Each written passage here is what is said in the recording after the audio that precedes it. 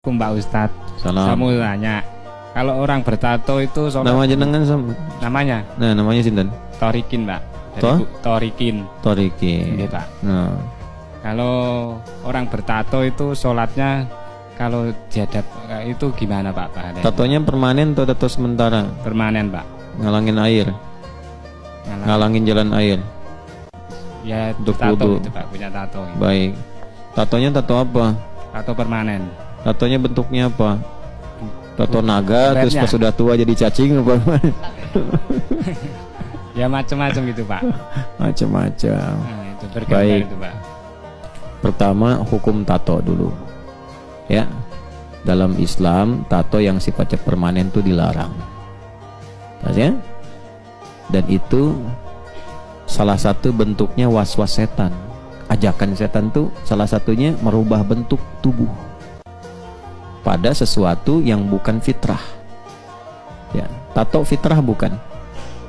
Bukan. Kalau fitrah semua akan ditato. Ya, tapi karena itu bagian-bagian, ya ada orang mengatakan seni, tapi seni ada tempatnya, bukan di tempat yang tidak seharusnya. Oke? Nah, dari mana taunya? Di An-Nisa, surah keempat. Ya, kalau kita baca dari ayat 116 tentang syirik, 118, 119. Wala udillannahum wala umanniyannahum wala amurannahum fala yubattikunna adhanal an'am wala amurannahum fala yughayyirunna khalqallah. Nah, jadi setan itu senang memprovokasi supaya kita itu merubah-rubah bentuk tubuh. Operasi plastik. Oke? Ada pernah dengar yang operasi plastik? Makanya kan sekarang plastik berkurang kan di itu, di apa, di berbagai tempat belanja itu ya. Nah, operasi plastik tuh nggak boleh, kecuali dalam kondisi-kondisi yang tertentu sifatnya darurat. Ya, misalnya ada musibah kebakaran dan sebagainya, mengembalikan bentuk yang kiranya wajar tuh boleh.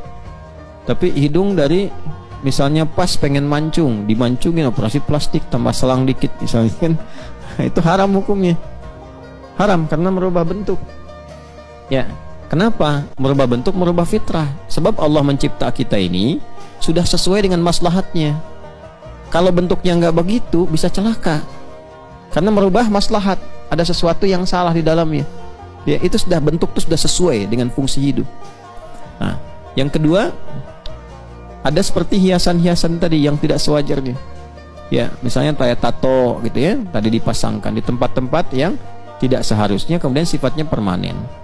Yang kedua, biasanya niat orang bertato itu pun niatnya itu ada bab yang bertentangan dengan tauhid. Apa itu? Bab keyakinan. Orang ditato motivasinya apa coba? Nah, enggak, jarang gaya itu. Yang pertama, ingin lebih terlihat kuat, ingin lebih pede melakukan sesuatu, gitu kan? Ya, umumnya gitu kan? Gitu.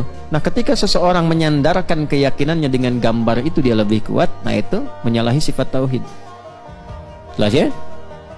Ketiga, pengkultusan misalnya.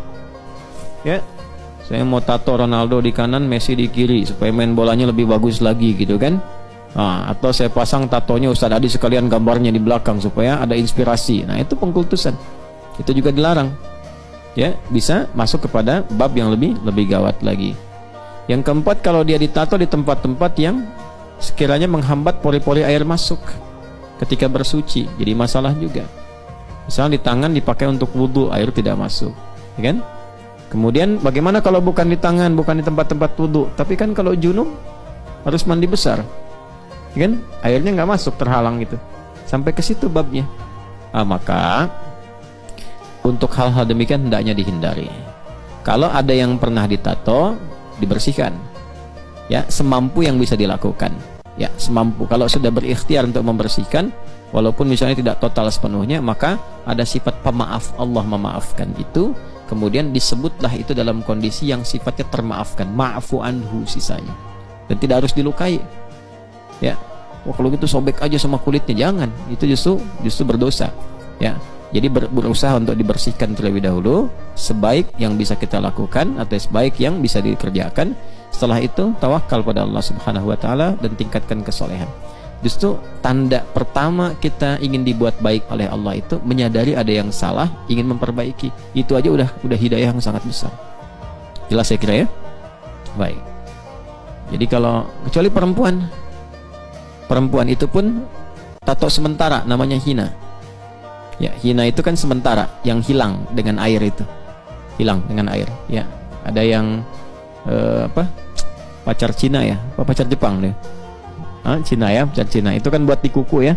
Nah, itu boleh. Ya, boleh karena kan dia sifatnya sementara itu. Ya, bisa hilang dalam periode atau waktu tertentu. Itu pun perempuan. Laki-laki pakai pacar Cina kan jadi jadi heboh nanti. Jelas ya? Wallahu a'lam bishawab.